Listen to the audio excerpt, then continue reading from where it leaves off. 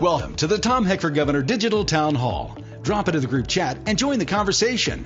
This is your chance to get to know Tom, make a comment, or ask him anything you want to know about his plans as the next governor of Nevada. And Tom will take your comments and your questions and answer them live. If you'd like to join the Tom Heck team as a volunteer, to make a donation, or both, please visit electheck.com. Now, without any further ado, let's get the show rolling. Welcome to the Tom Heck for Governor Digital Town Hall. Hi, my name is Tim Kramer. Welcome tonight. We are here with Tom Heck. We're doing his weekly town hall where we were talking to the people of Nevada about what's going on in Nevada and Tom's plans for Nevada. And I'll bring Tom in here and bring him on in and talk to him, get him started here. Tom, we got some exciting things that have happened over the last week here. Number one is this case with the Supreme Court where they've decided that the decision that was made back in the 70s was unconstitutional and that it doesn't meet the criteria for a decision for the Supreme Court to make, and that had to return to the states. So go ahead and tell me what your position is with pro-life, choice, and so on. If you become governor, what would you do in the state of Nevada? I'm unapologetically pro-life. We have to protect life wherever we go, and you know, one of the themes of my administration will be making sure we protect life everywhere, from the streets of Nevada to the country, all the way to the unborn fetuses that we need to protect. We are 100% unapologetically pro-life, and I guess that's where I'll leave it. Perfect. Well, that pretty much says it all there. When you say you're 100% unapologetically pro-life, that pretty much sums all of it up. One of the things that is really important to the people of Nevada, we keep going over this, and we've talked about it every week since we started this series, is education. Let's talk to the people of Nevada about how important education is to you and how you see that what your role is in ensuring that the children of Nevada get the best education possible. Well, children are our future. You know, I grew up in a family that really put a high emphasis on education. I took a lot of classes and went to a lot of schooling. And it allows me to have different opportunities. As we get older, we narrow our ability to have choices. And I think that's very important. Right now in Nevada, only 19% of K through 12 children are proficient in science. Only 28% are proficient in math. And criminally, only 13% are college ready. You know, that is unconscionable in Nevada, considering that Nevada taxpayers have contributed 40% more dollars to schools over the last 8 years. Entirely criminal. Career politicians have failed us every step of the way in Nevada. It has to stop. Florida, well, that's the thing. Well, that's the thing, Tom. The same amount. You know, people keep saying the same exact thing. That the constituents keep saying the exact same thing, is that they can they get upset about what's going on, but they don't have an answer to how do we solve these problems? How do we get the educational system in the state of Nevada to be at least equal to number 3, Florida, the state of Florida? How do you plan to do that as governor of the state of Nevada? Well, clearly, when we understand that Florida spends the same amount per capita as Nevada, it's clear that it is not a funding money problem. It's an accountability problem. Right now in the state of Nevada, the Department of Education sends money out to the school district and washes their hands of it. I've never heard of such a thing. Everywhere I've gone, we review the budget regularly based on goals and objectives. And if those aren't achieved, then we review and regroup and come up with a better solution. In Nevada, I'm going to direct the Department of Education. First off, I'm going to hire the best of the best director for the department. And then we're going to work with each school district on their funding. But each and every funding item is going to be tied to a goal and objective. And that's how we're going to do the budget. And then we're going to have school districts developing outcomes to get us out of 50th in the nation. It is criminal to spend 40% more of taxpayer dollars and still be 50th in the nation. That has got to stop, and I will ensure it stops under my watch as your next governor of Nevada. Well, that's what's interesting is we look at what's going on around the country, and education has been a big push for a lot of governors over the last 10, 15 years. Meanwhile, we've got this new group of candidates that are running in Nevada seem to be sidestepping education. Now, Joey Gilbert has said that he wants to do something about it. Primarily, he wants to break up Clark County schools into different districts. But once you get past that and you get outside of Clark County, his plan kind of falls apart. Tell the people that are watching tonight what your plan is and why it's different. Well, my plan is everything that I've done has always been a systems approach. The systems approach to education is looking at what is the problem right now. When you look at it a systems approach, you realize that in one class, we have an amalgam of higher performing students, middle performing students, and low performing students. And then we have on the side special ed.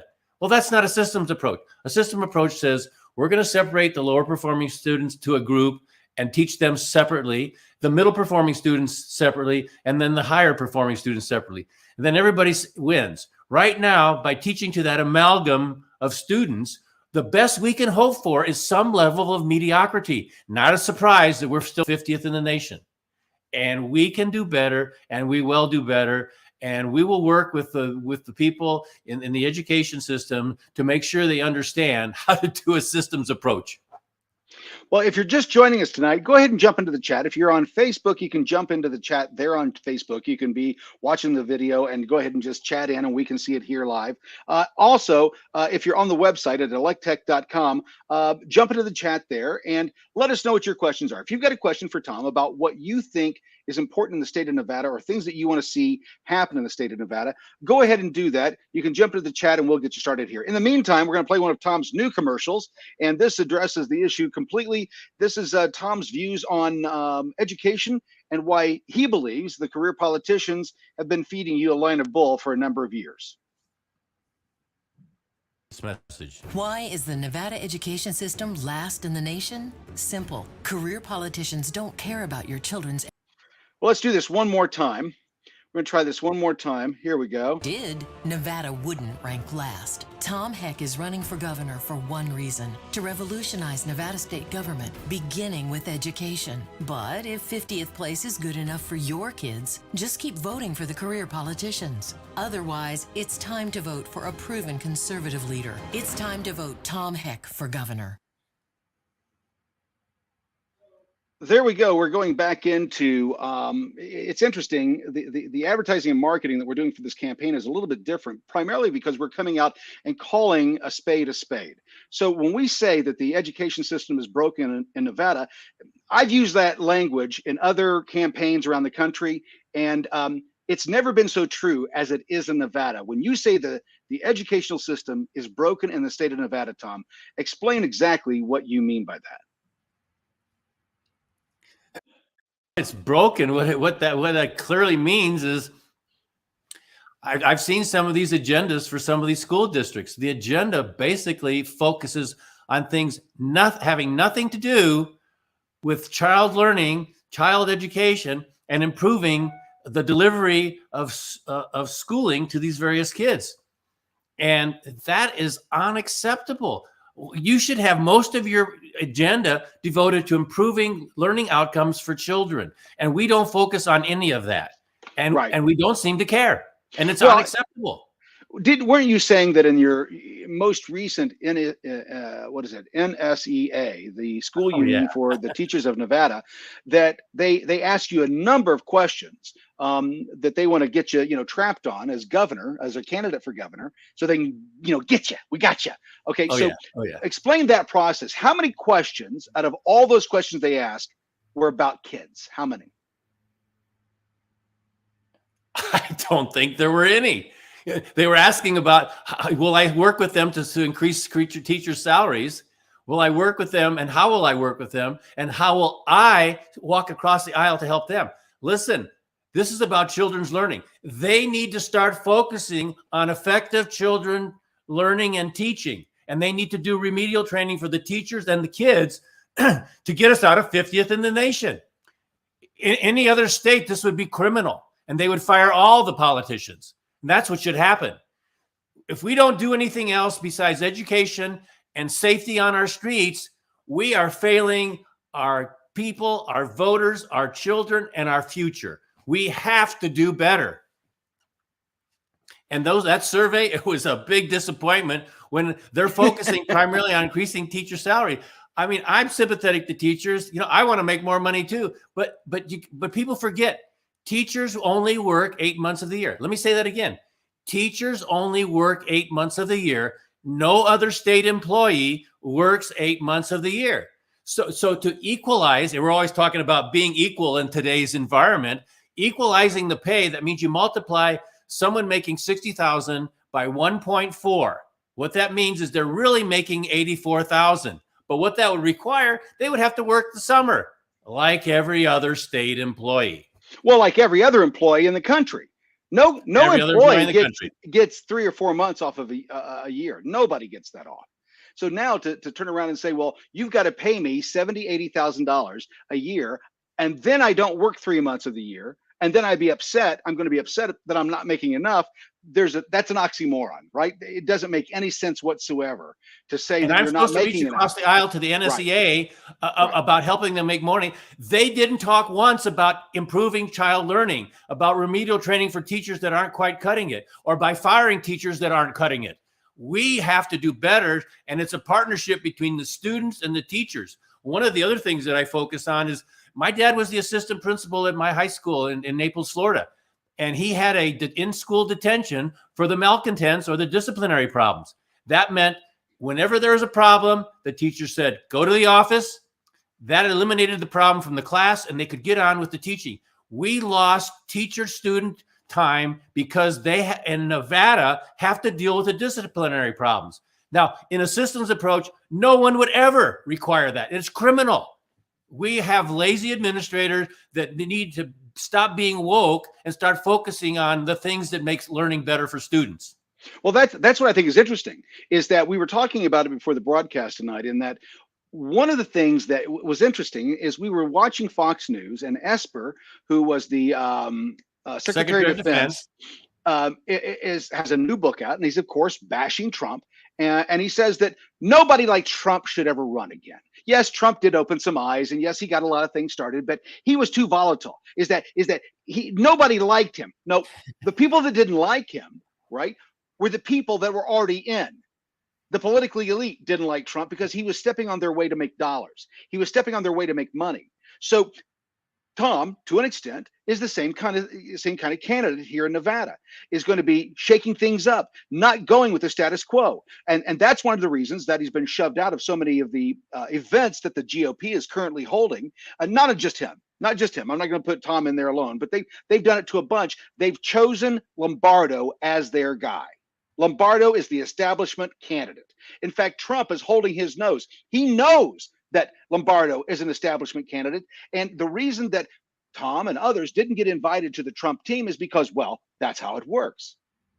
It was Lombardo his turn. It's his turn. He was the chosen one. So, Tom, answer the question. As governor, are you a status quo guy? Will you go along to get along? Or are you actually going to deliver on the promises that you're making in your commercials? Well, I want to tell you about my typical interview when I was looking for jobs after the military. They would often say, do you have any questions? And I would basically say to them, if you're looking to preserve the status quo, please choose another candidate. I'm not your guy. I'm going to improve things, and I'm going to make things better for the organization. I am absolutely committed to revolutionize. Let me say that again, to revolutionizing government and politics in Nevada. Nevada taxpayers deserve to have a responsive and effective government. And that was one of the reasons I'm going to establish the Office of Inspector General to make sure they root out fraud, waste, and abuse. And that's how we're going to be accountable for taxpayer dollars. Well, let's talk about that for a moment. So you've said that on several occasions. You're going to add the Office of Inspector General. Walk us through that. How does that aid the people of Nevada to create a whole new department, a whole new agency? What benefit do you get from creating a brand new agency? What's its purpose? Well, right now, there's tremendous fraud, waste, and abuse. And why do I say that? Well, I've been in a lot of organizations, and even the mediocre ones could take a 10% budget cut, and it forced them to get rid of programs that don't work. I'm going to basically take Nevada through a 10% budget cut so we can dump the programs that are failing and get rid of them. And then if they're good programs and people want to retry, that's fine. But we're going to get rid of those programs and we're going to start over with those programs. But the Office of Inspector General, the reason you have that is right now, there is no place that an individual that works for the state of Nevada can go and say, look, if we do it this way, or if we do this instead of that, we will save thousands, tens of thousands, millions. In the Air Force, we had a suggestion program. Someone that came in, I remember reading an engine modification to a jet engine, $1 million engine, and he saved millions of dollars over the years. I think he got $100,000 in feedback. We're going to try to bring that type of suggestion program, but we're also going to bring a central location where any state employee, any citizen can bring a complaint of fraud, waste, and abuse, inefficiency, ineffectiveness to the state with the governor's authority behind it to fix those problems to save taxpayer dollars, because we need to be judicious stewards of taxpayers' money. Well, and that's the issue, right? We're seeing what's happened over just the last few weeks and how much money has gone out of the country to Ukraine and other nations around the country that it's unaccounted for. It's just they're writing a check and spending willy-nilly. They're printing like crazy. How does the Office of Inspector General stop that in the state of Nevada, if at all? Well, he has a big enough staff, and what happens is employees are more than willing to speak up.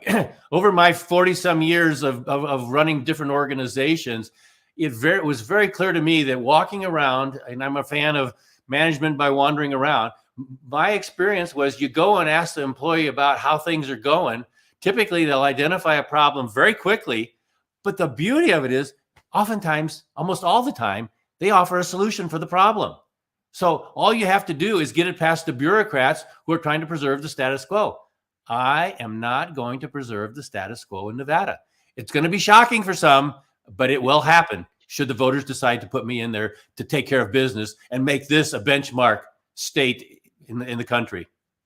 Well, let's go ahead and run another commercial. This is one of the new commercials that Tom will be airing here in the next week or so. We will be hitting all airwaves.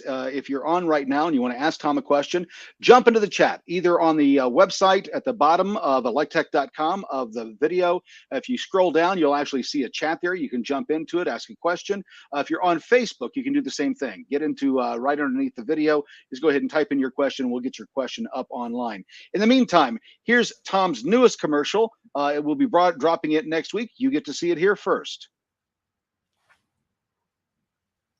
Why is retired Lieutenant Colonel Tom Heck running to be the next governor of Nevada? Because Tom Heck is a product of the American dream, and he wants the same for your children and grandchildren. From high school quarterback to U.S. Air Force Academy graduate, Tom Heck's unique leadership qualities, character, and determination served our nation well for over 22 years. Now it's time for Tom Heck to serve the people of Nevada. Vote Tom Heck for governor on or before June 14th.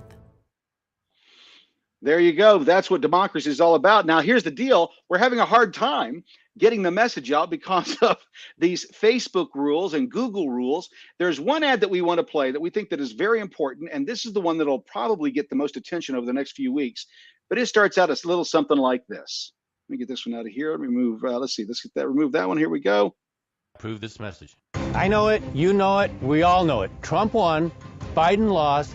Democrats and rhinos stole the 2020 election. Hi, I'm Tom Heck. As your next governor, I will launch a statewide audit tasking the Nevada State Police with investigating any and all credible claims of fraud in the 2020 election. On the other hand, Joe Lombardo says there was no fraud in the 2020 election. In particular, Joe said the election was fair, and he saw no proof of election fraud. I think Joe's wrong.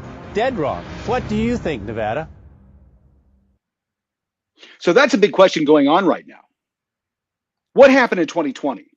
Now, we've got 2,000 Mules, the movie that has just come out, and it's proven beyond a shadow of a doubt that there was something hanky-panky going on with the 2020 elections. Tom, let's walk through your plan for the 2020 election. Looking back at it, what do you plan to do as governor? Lombardo said he's not going to do anything. It was fair. We're moving forward. What do you say? Well, you can't get better if you don't know where you are. In the military, you know, we had big exercises. I remember the big one in Korea was 35,000 soldiers, sailors, Marines, and airmen. And after that exercise, the biggest thing that happened was everybody got together and we developed a lessons learned. And basically from the lessons learned, we developed action plans to prepare us for the next exercise. We have to go back and audit 2020 for lessons learned. And then every subsequent election after that, we will do the same.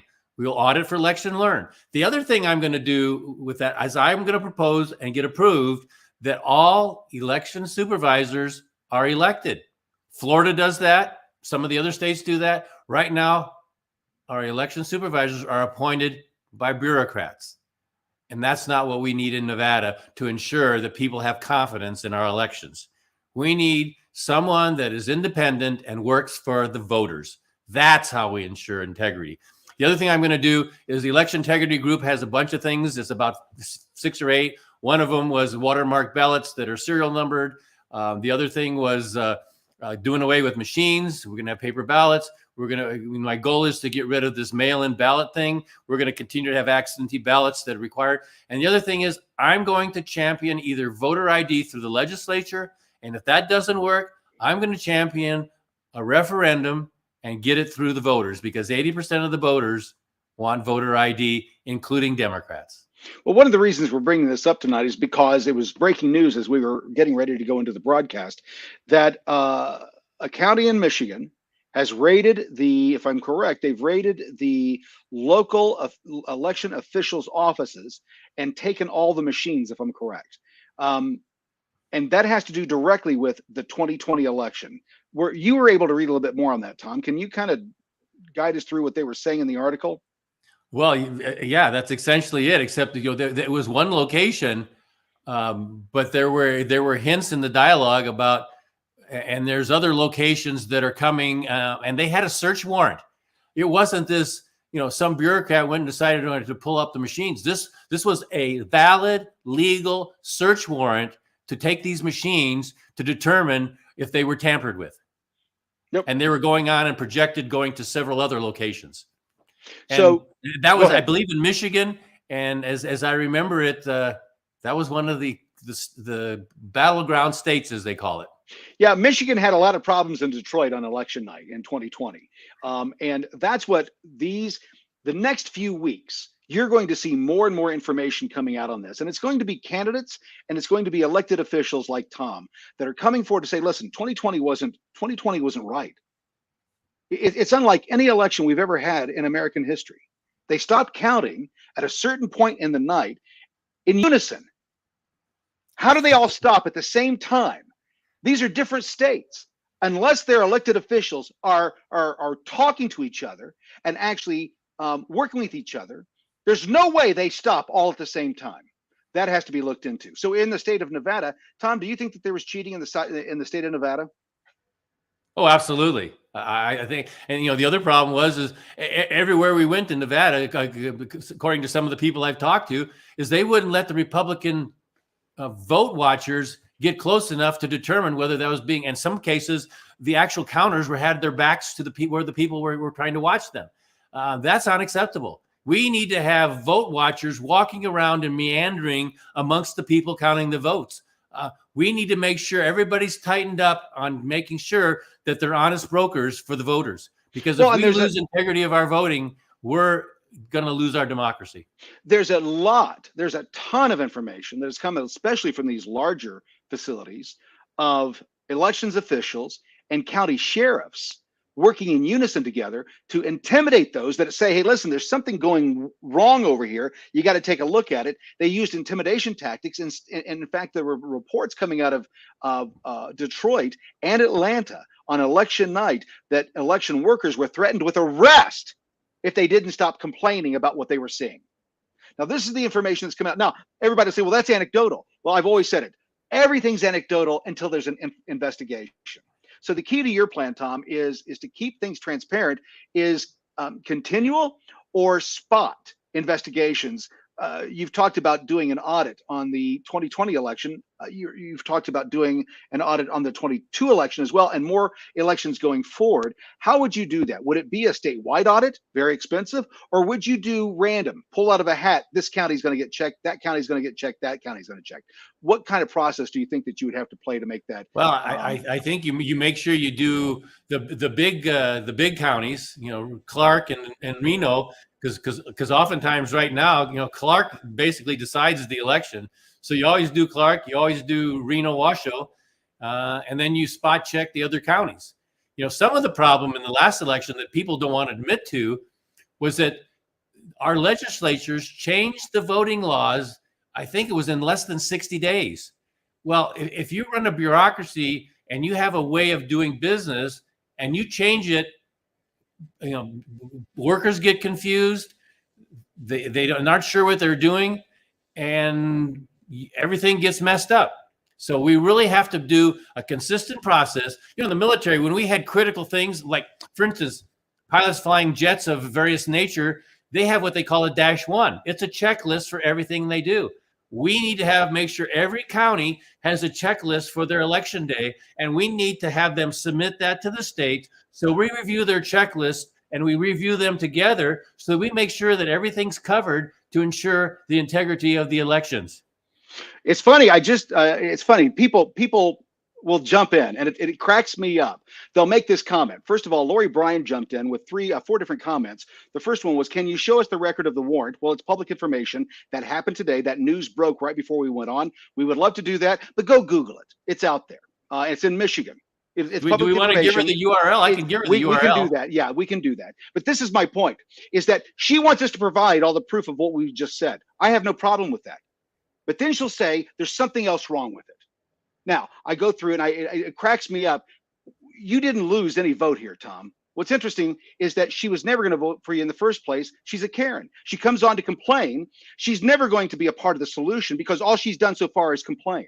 Where are all the links to all this proof? Why weren't there any reports of this presented in court? She has no idea. This is another unintended consequence of the dumbing down of America. And what I mean by that is, and not to say that you're dumb, Lori, but the dumbing down of America by not reporting news as news. You only believe what the media shows you. That's apparent. I can see the fact that you believe that because you've got a Ukraine flag on your profile picture. You have no idea what's going on in that country. You only know what you've been told by the media. So Tom explained why, as a candidate, by the liberal media. So and one side of the story. So when you look at what's going on around the world and you go to other news sources and you find out what we're being told in Ukraine is 100% true, I got to second guess everything. There's tons of information of voter fraud that happened, and not a voter fraud. I'm sorry, that's not correct. Election fraud. That's when the election officials do it themselves. If there wasn't election fraud in the 2020 election, Democrats would not be fighting so hard, and rhinos that were involved in the cheat would not be fighting so hard to fight these audits and all these other things, especially when it doesn't cost the taxpayer a dime. These are privately funded, going in to ensure that the vote is real. So Tom, talk about that. As governor, what would you do to ensure that my vote in the state of Nevada is as safe as your?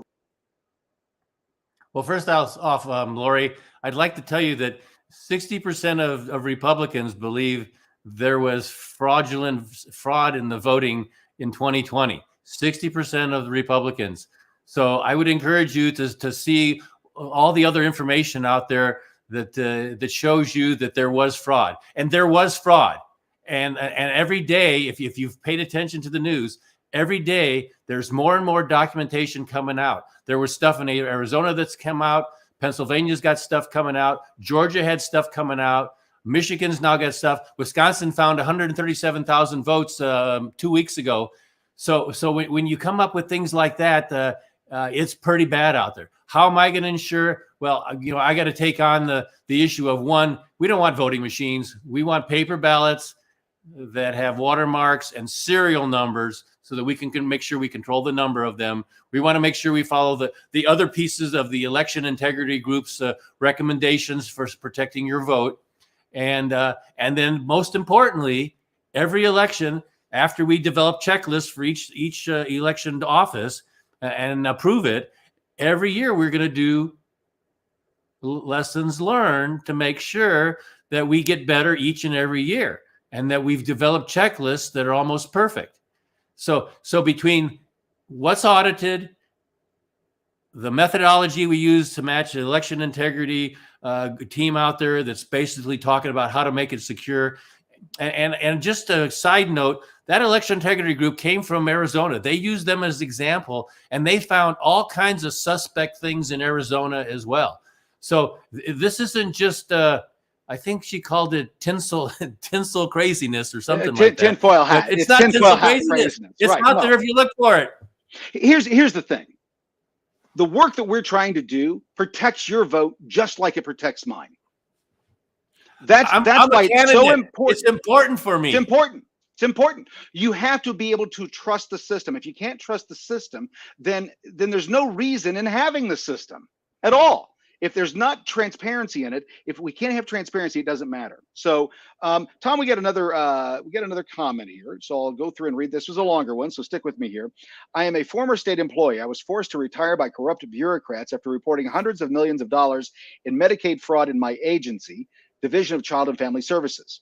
I worked for the state for 20 years, have an advanced degree. There are many, many state employees with similar stories. How are you going to clean up the corrupt bureaucrats that the taxpayers are forced to support, but who do nothing, know nothing, and who punish those of us who are competent and willing to speak up? It is not rocket science that our state is in the bottom of every good list and the top of every bad list. How are you going to fix this corruption? Well, it's absolutely true. I mean, that individual is not the only person that I've heard this from.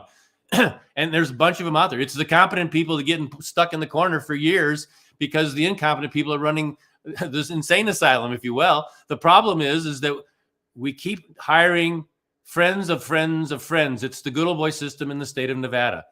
I'm going to fire the first top 3 layers of leadership in Nevada, and we're going to start over, and we're going to hire the best of the best nationwide. And then after that, we're going to make sure that in Nevada, we get our education system on track so that then they compete as the best of the best for jobs in the state government.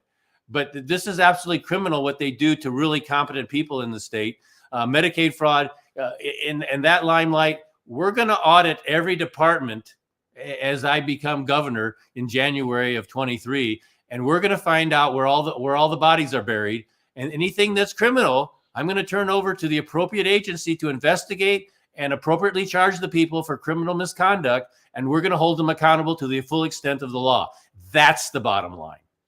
Well, we've been going for about a half an hour here, Tom. We're going to drop another couple commercials that we'll start airing here in the next week or so and give people an inside scoop as to what the Tom Heck campaign is all about. And in the meantime, enjoy this. We'll be right back after this. And I approve this message. What's going on with Democrats and their digital devices? At the national level, it's Hunter Biden's laptop from hell. Closer to home, North Las Vegas Mayor and candidate for governor John Lee has an iPad from hell. Now, Lee says this is all old news, but we still have questions. Like, why wasn't an official investigation ever launched? Why did the NLPD have Lee's iPad and any evidence of wrongdoing erased by Apple Store employees? And the biggest question of all, where is this iPad from hell today? We still have questions, don't you? So that's one of the biggest pieces that we see coming up for John Lee. He's got a couple of questions answered. Tom, what do you think about this iPad from hell? Are you happy with the answers that Lee and his team gave from years ago? Well, I was a town manager in Florida, and as a town manager, we know that if you are involved in some type of wrongdoing or accused of some type of wrongdoing, whether you be a town manager or a councilman or a mayor, you don't have an inside agency do the investigation. Manalapan, I had a police force. When issues like that ever came up, we went to the state police. We went to, in some cases, you would go to the FBI. But this is not how a fully transparent, truth-telling organization does business. This clearly is what politicians do. They protect and feather their nest so that you voters believe that they are clean as a whistle. But you can't investigate yourself with people that work for you. That is unacceptable. Isn't that one of the things I told you when you joined into the political game, when you really jumped in head and shoulders first? I said, you're going to be shocked by what you're going to learn on how corrupt all systems are. Are you shocked about what you've learned about the state of Nevada and the corruption that you're seeing at this point? Well, I was this shocked before I started. Now I'm this shocked. It is unbelievable how corrupt. I've had a cop call me talking about how the corruption and payments are being done in Las Vegas. I've had another sheriff call me and talk about how corrupt the person that seems to have a lot of money working in the sheriff's department, but can't account for where it came from. And it goes on and on with people talking to me. When you're a candidate, people love to talk to you and bend your ear, and they just call you out of the blue and say, whoa, this is one corrupt state. And if you think career politicians are going to fix this, hey, I got some swampland in Florida that you'd love to buy. Well, and that's this what is the worst state. Exactly. We keep American citizens keep working harder and harder and keep getting less and less to take home because more and more of it is being subsidized to foreign nations. That money comes back in the form of money laundering to our politicians and their family members. And everybody thinks that's crazy. I'm telling you, I've been in politics for 15 years. I know people who have taken money from foreign aid. They create a shell company and they go over and they service it. They would never get that money here in the U.S., but because they're associated with somebody, they start the shell company. They launder tons of money through it. It all comes back as legit. That's how it works. That's the system that we currently live in, and we've got to get that cleaned up. Tom, let's talk about public safety. Joe Lombardo is looking to be at this point in the game, the front runner. What do you think of his? He's the chosen one. He's the chosen one. It's his turn, right? He ate enough crap. He kissed enough butt. Now he gets to be the boss. So with that being the case, do you think that Joe Lombardo has a solid public safety record based on the numbers that he has in Las Vegas? Well, I keep looking to try to find his fantasy land about how well he's doing as the sheriff of Las Vegas. The crime rate in Las Vegas is double that of New York City, Los Angeles. He's right up there with Portland in them. So no, if you can't run as a sheriff a single trick, one operation, how do you expect to run the government of Nevada when you have health and human services, transportation, state police, and other organizations? How do you expect to do that if you can't run what you got right now? Lombardo, he abolished the crime gang that was basically chasing crime because it didn't look good. Well, you got to have a crime team when you've got gang-related crimes in Las Vegas. Right. It cracks me up. It looks bad. The city's large enough. All large cities have a gang task force, all of them. But to say you're going to take it and get rid of it because it looks bad for tourism? What looks bad for tourism is being held up on Las Vegas Boulevard, getting shot on Las Vegas Boulevard, getting knifed on Las Vegas Boulevard in broad daylight. That looks bad for tourism. Well, I understand the shootings are almost nightly. Yeah. I mean, it is really a sad state of affairs down there in Las Vegas. And he's never released the report on, many people say, terrorism at Mandalay Bay. They haven't released the report. Why don't you release the report? Isn't government supposed to be transparent? What I learned in this whole mess about this is that the way it works is the Republican Party says they don't endorse anyone. They don't support anyone. But the politically elite develop these PACs, political action. And right now, Lombardo's got somewhere close to $10 million, but it's not individual voter. It did not come from the people of Nevada. It did not come from the people of Nevada. Those dollars are the political elite. Trust me, I've been in this game for the last 15 years. I didn't know that. I mean, I guess I'm a little bit naive, but I thought that this was all made up of what the voters wanted. So I just asked the voters in Nevada, do you want the same career politicians failing you again for another 40 years? Right. Or do you want someone that's going to revolutionize government and politics in Nevada and stop the corruption career politicians bring?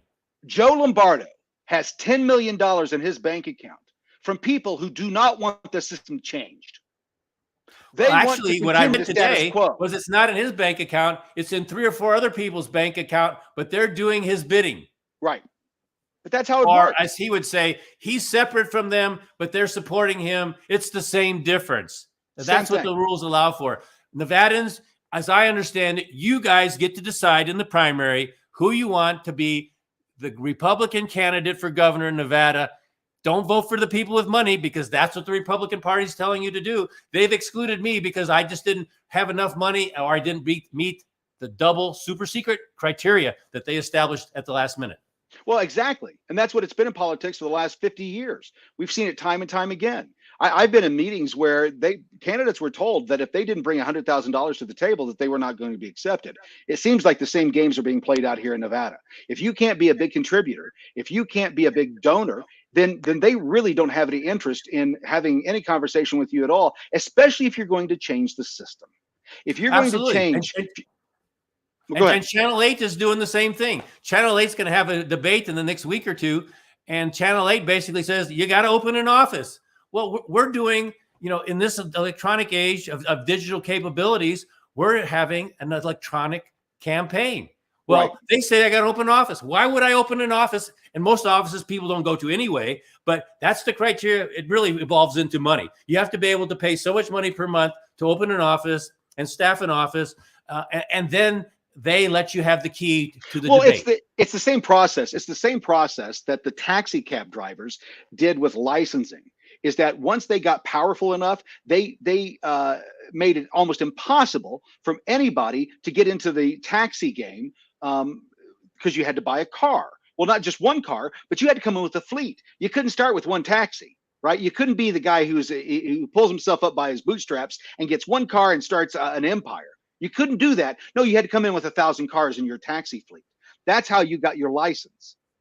And the way that happened is because the taxi drivers got in collusion with the political people, and they said, you've got to protect us from any competition. Well, then Uber comes in, and what happens? They changed the game. They found a loophole. And what ended up happening with the taxi cab drivers? Here in Vegas, you don't see nearly as many taxi cabs as you did 10, 15 years ago. So, Tom, what's your position on that? Do you see that as that's the good old boy network, right? That's how the system works against the people.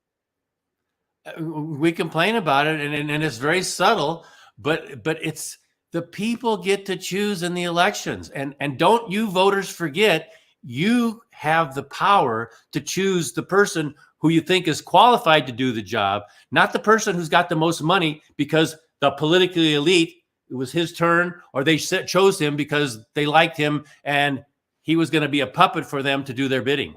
Well, here's something I hadn't thought about. This is from user, it looks like TSAPR. Crime is my biggest concern. Most of us work in a city we don't reside in. Therefore, we cannot vote for mayor, district attorney, or sheriff. Yet we are subject to local politicians who are weak on crime. Specifically, as governor, how can you help us? Well, I basically talk about, I'm going to have 3 PACs, political action, and I'm going to use them as being in charge as the governor. And those particular PACs, one for my army of lawyers to take on anybody that's doing things unconstitutional, both at the state and federal level, anything that's violating, any one person that's violating our Constitution. I'm going to have a PAC for referendums so that we can get through, and I'll champion referendums that the voters want, voter ID, vouchers that are funded. And then the third one was to basically have a PAC that supports conservative candidates, not in the general, in the primary, because it's in the primary where you voters have the biggest say. And we're going to give you choices of at least 2 conservative candidates in all the key elections so that we stop this rhino business, because for 40 years we've had rhinos. Let me ask you, voters, how have the rhinos done for you? I would suggest that they failed miserably.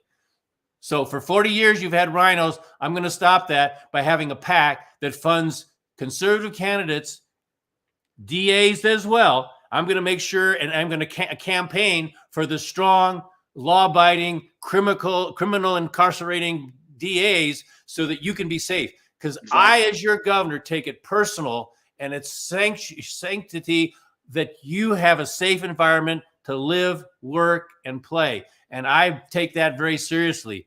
I mean, the other piece of it that we've talked about is the Second Amendment. Well, right now you pay a fee for getting a concealed weapons permit. I will do away with the fees on day one. This is a right. You don't have to pay for a right. Exactly. You don't have to. You don't pay for a license for free speech. You don't pay for a license to go to church. You don't get the Second Amendment is the only one that you have to get permission to exercise. Well, the other piece of it is, and I'm going to pursue constitutional carry, but the other piece of it is we have spouses that are abused and threatened by their former spouses, and they try to come and get a CCW, and the standard answer right now is 10 days. Unacceptable. We're going to give sheriffs 5 days. It's a 3-day federal, and they're going to have to find a way to do that. The other piece of it is you have stalkers and everyone else, and in the meantime, I believe my administration is responsible for protecting those people until they can get their CCWs or we get constitutional carry. The final piece of this when you said earlier, by the way, you said constitutional carry, but you actually meant that it's a 5-day or 10-day waiting period for a concealed carry permit. That's correct. Okay. And then the last piece of it is we have gun-free zones. I'm good with that, except executive order day one says if you have a gun-free zone, you are responsible and liable for providing armed protection for all those people visiting your place of business or your place of worship or whatever it is. We are no longer going to have gun-free zones that are not protected by armed guards. Where do shootings occur?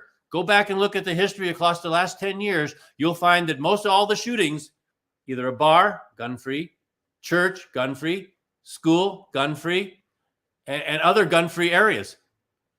I take it very seriously to protect all Nevadans wherever they live, work, and play, and I take that very seriously. Well, Tom, we're going to take a break again and play one of the commercials again that we played earlier, so those that are joining us late can see these as well. And we're going to finish this up. We got about 15 minutes left in tonight's broadcast. If you've got any questions, jump in on the chat. Let us know. Tom will answer your questions. Or if you don't have time tonight to do that, that's fine. Go ahead and jump into your phone tomorrow and give Tom a call at 775-393-0500. That's the number you can catch Tom at anytime you want. He actually answers his phone, and you can ask him the important questions you want. Again, the number is 775-393-0500, and I'll bet if you called right now, it would actually ring in the broadcast because I'll bet Tom or I forgot to turn it off. So with that being said, let's go to the new commercial that will be starting to air next week. Move this message. I know it, you know it, we all know it. Trump won, Biden lost, Democrats and rhinos stole the 2020 election. Hi, I'm Tom Heck. As your next governor, I will launch a statewide audit tasking the Nevada State Police with investigating any and all credible claims of fraud in the 2020 election. On the other hand, Joe Lombardo says there was no fraud in the 2020 election. In particular, Joe said the election was fair, and he saw no proof of election fraud. I think Joe's wrong. Dead wrong. What do you think, Nevada? Approve this message. Meet Sheriff Joe Lombardo. Lombardo claims to be a conservative Republican just like you. So as a conservative, when was the last time you wrote a $5,000 check to a Democrat candidate? And not just to any candidate, but to the same guy you say you want to defeat this fall. Yeah, no matter how you spin it, Lombardo's $5,000 donation to Sisolak just doesn't pass the smell test. So here's the question. Can we trust Lombardo to fight for us with such a rich history of supporting Democrats? No. The answer is no. So do you think we can trust Joe, Tom? You're asking a serious question? Serious question. Joe is pretty clueless in my mind.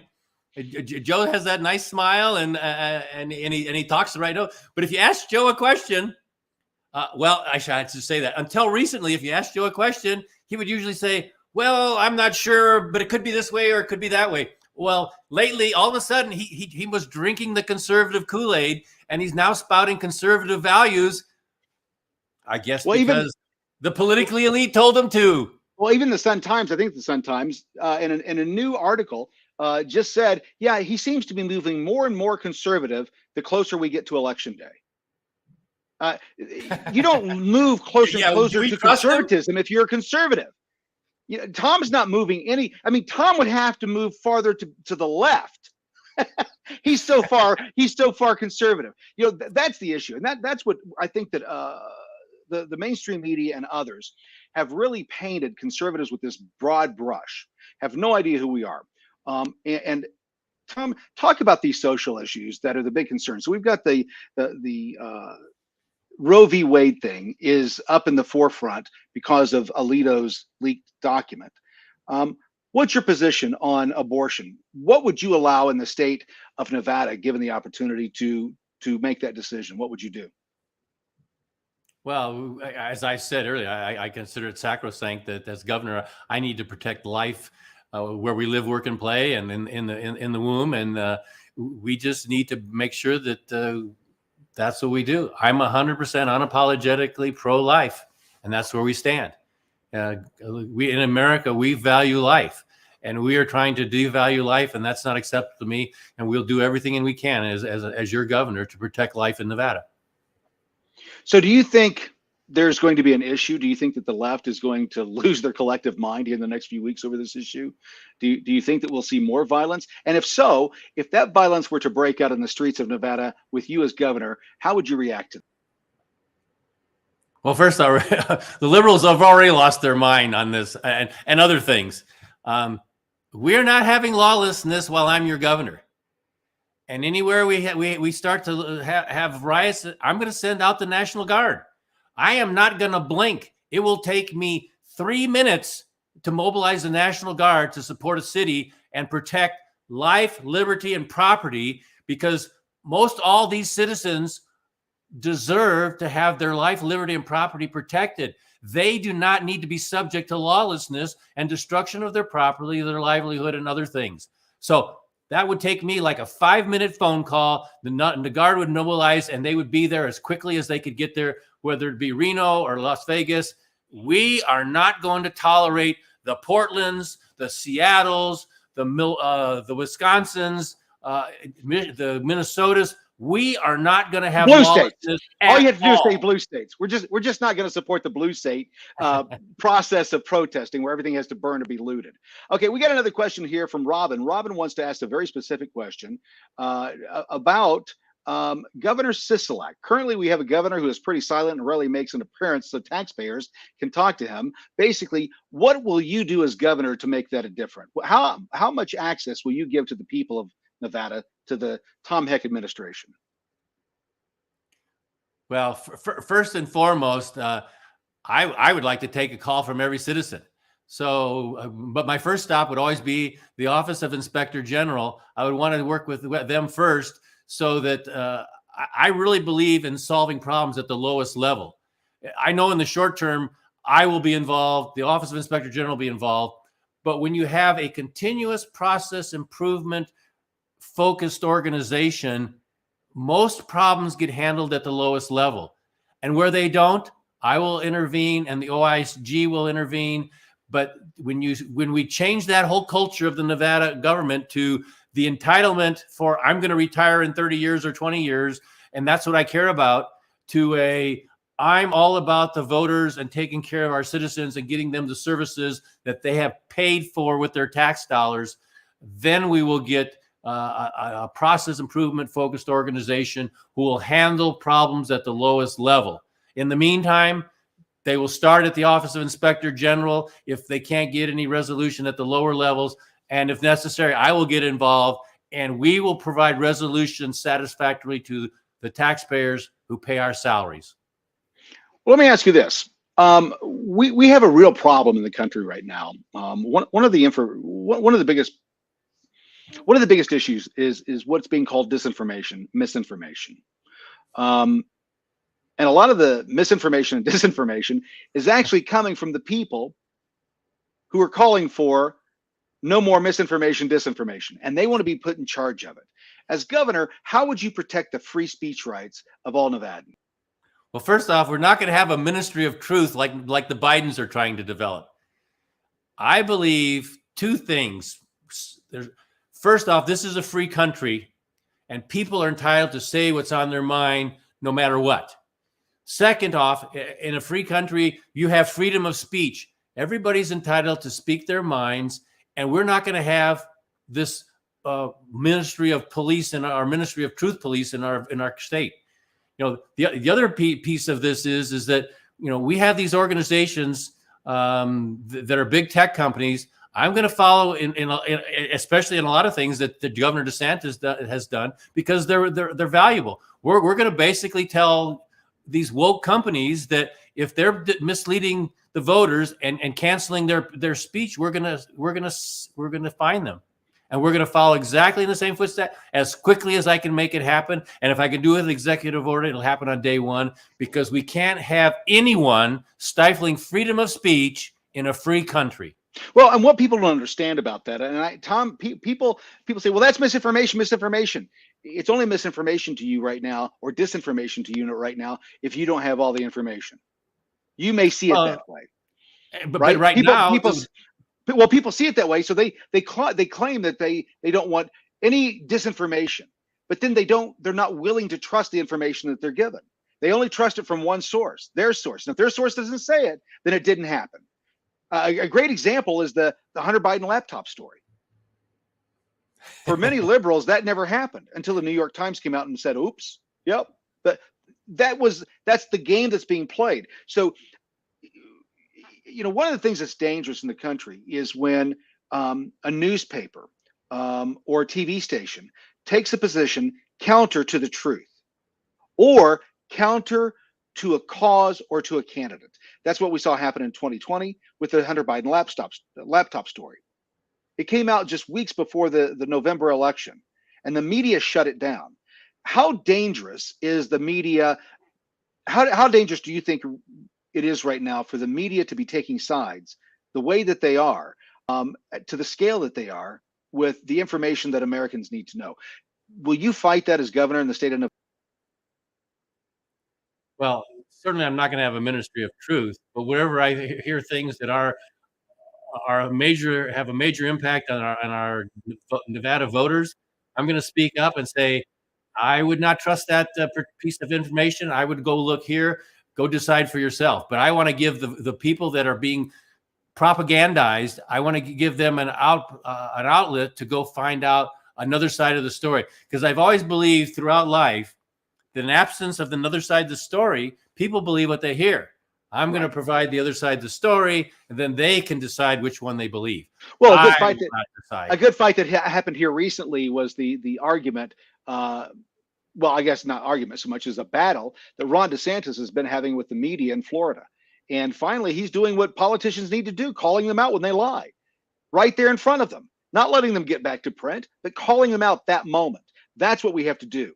And I think not enough. Trump started it. DeSantis is doing good at it. What would you do if you were in a press briefing and a reporter asked you a question in a way that was misleading? The way that it was phrased was misleading. For example, the question that DeSantis was asked is about it being a "don't say gay" bill, which it wasn't. What would be your response to that type of yellow journalist?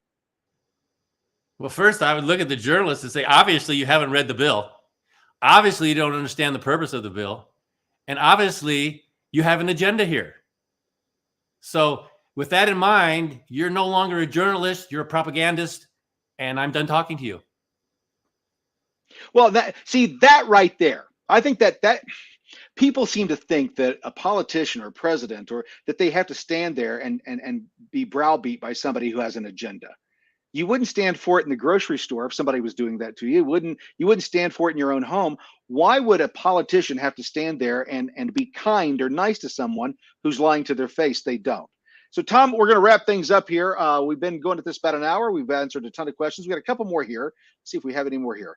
It says, from Tom Sapp, I see you have an engineering and project management background.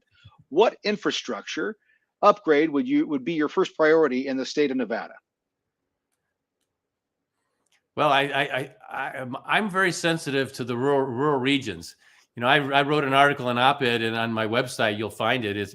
It's called "The Forgotten Rural Regions," and I talk about not only the services, medical, dental, state services, etc., that are very poor in the rurals, and in my commitment to visit them on an annual basis. But they have roads and other infrastructure that they've been trying to get through for years, and the career politicians, they run through there and they do that pretty smile, and then they go and get their vote, and they're never heard from again.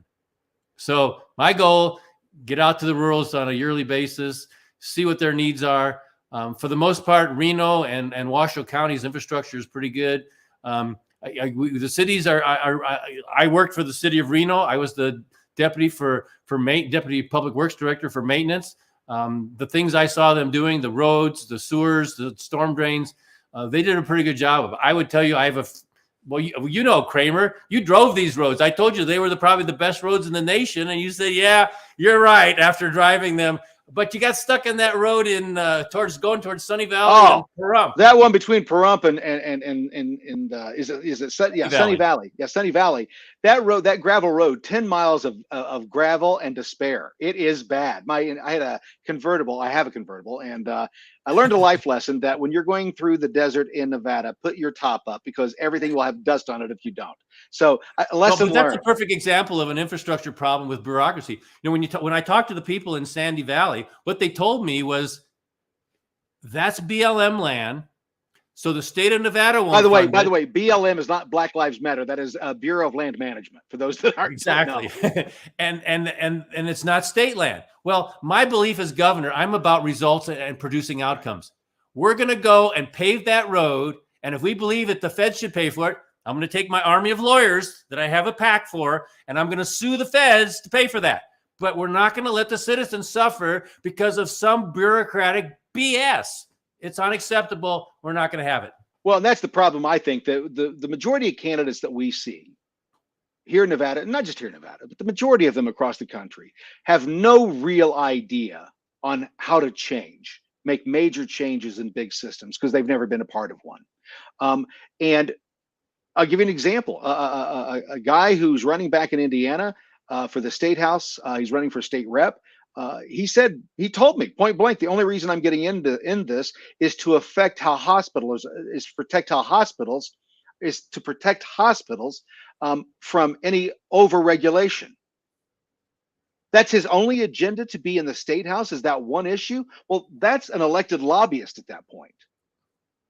Yeah. And we've got far too many of those. So guys like yourself, Tom, the reason I joined the campaign is simple, is that it's about change. It's about getting things taken care of, making change that is positive for the citizen, that reduces taxes, reduces costs, improves efficiencies, and you're the guy to do it. Let's go ahead before we go out here. Tell the people of Nevada why it's imperative that they get off of this train that they've been on with the GOP that has picked another lost candidate. Lombardo is a loser. Even if he gets elected, the people of Nevada lose. Explain why you think that you're the guy and that Lombardo.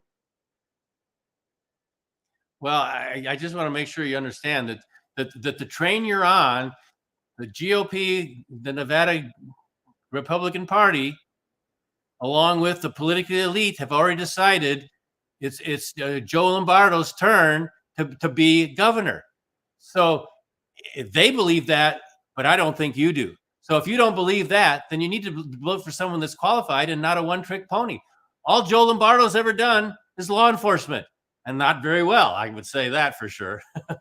So you need to pick someone fully qualified that can do the job. I've been in 50 different departments that I've run. Oftentimes change management was required. I've been in 20 different organizations, from everything from public works to running big boats and maintaining them all over the world. And people need to understand that I have a focus of 5 things: truth-telling at the expense of political correctness, always doing the right thing, common sense solutions that produce successful outcomes, and basically focusing on being a judicial steward of taxpayer dollars.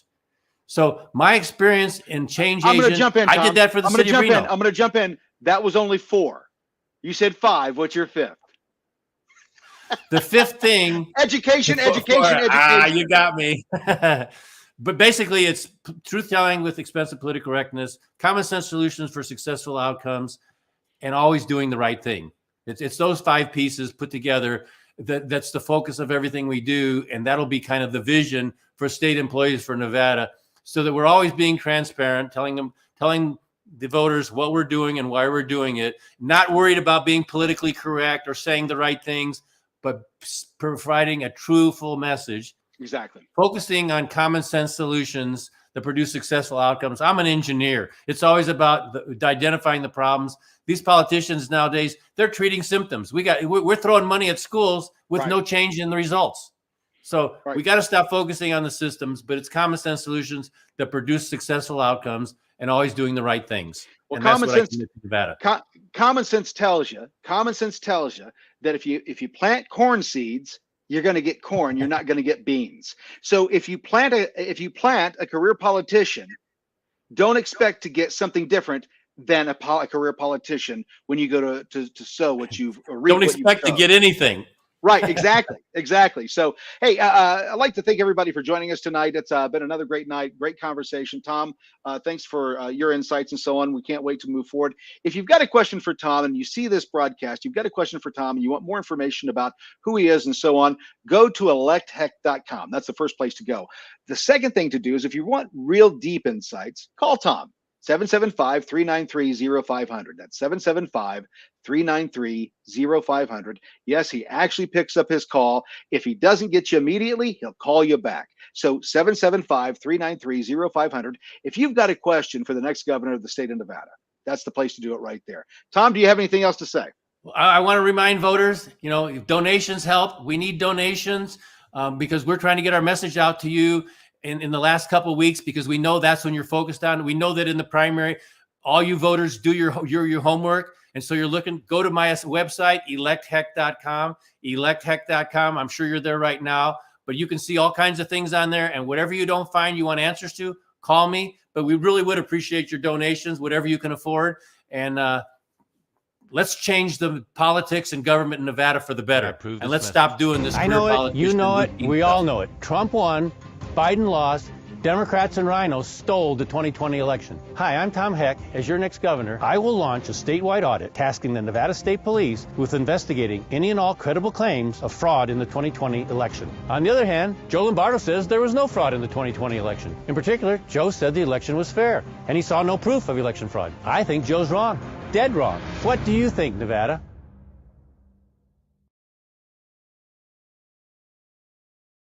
Thank you for being a part of the Tom Heck Digital Town Hall, where Tom is giving the people of Nevada their voices back.